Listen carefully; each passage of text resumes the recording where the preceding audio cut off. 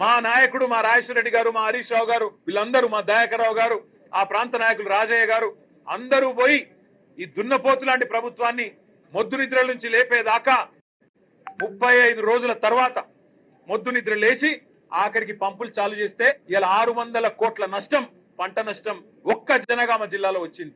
అందుకే అంటున్నాం మేము, ఇది కాలం తెచ్చిన కరువు కాదు, కాంగ్రెస్ ప్రభుత్వం తెచ్చిన కరువు, రేవంత్ రెడ్డి యొక్క తెలివి తక్కువతనం తెచ్చిన కరువు, రేవంత్ రెడ్డికి కేసీఆర్ గారి మీద ఉన్న గుడ్డి ద్వేషం తెచ్చిన కరువు తప్ప ఇంకోటి కానే కాదు. అటు గోదావరిలో ఇటు కృష్ణలో రెండు వైపులా కూడా ఇవాళ రాష్ట్ర వ్యాప్తంగా పంటలు ఎండుతున్నాయంటే ఖచ్చితంగా దానికి కారణం ముందు చూపు లేని ఈ సన్నాసి ప్రభుత్వం, ముందు చూపు లేని మూర్ఖపు ప్రభుత్వం అని చెప్పక తప్పదు.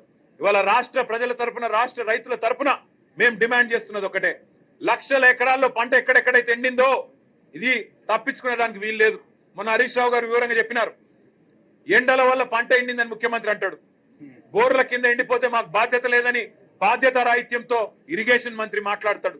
మేము రాష్ట్ర ప్రజల తరపున, రాష్ట్ర రైతుల తరపున ముఖ్యమంత్రిని, ప్రభుత్వాన్ని ఒకటే అడుగుతా ఉన్నాం, ఇవాళ పంటలు ఎండినాయంటే దానికి మీ చేతగాంతనం కారణం, గోదావరిలో నీళ్లుండి కృష్ణల నీళ్లుండి వాడుకోలేని తెలివి తక్కువతనం కారణం, చెరువులు నింపలేని తెలివి తక్కువతనం, పంప్ హౌజులు టైంకి స్టార్ట్ చేయలేని తెలివి తక్కువతనం, బరాజ్ ఏమన్నా చిన్న ప్రాబ్లం ఉంటే రిపేర్ చేసి నీళ్లు తీసుకోవాలనే సోయిలేనితనంతోనే ఈ ప్రభుత్వానికి ఇవాళ బాధ్యత మరిచింది. అందుకే మేము రాష్ట్ర ప్రజల తరపున అడుగుతా ఉన్నాం, ఎక్కడెక్కడైతే పంట ఎండిపోయిందో ఎకరానికి 25,000 రూపాయల చొప్పున వెంటనే ఈ బడ్జెట్ లో డబ్బులు కేటాయించి నష్టపరిహారం రాష్ట్ర ప్రభుత్వమే చెల్లించాలి. రాష్ట్రంలో లక్షలాది ఎకరాల్లో పంట ఏదైతే ఎండుతుందో దానికి ఖచ్చితంగా ఈ ప్రభుత్వం రైతులకు క్షమాపణ చెప్పాలి. ఇలా భూగర్భ జలాలు అడుగంటున్నాయంటే ఖచ్చితంగా దానికి కారణం ఈ ప్రభుత్వమే.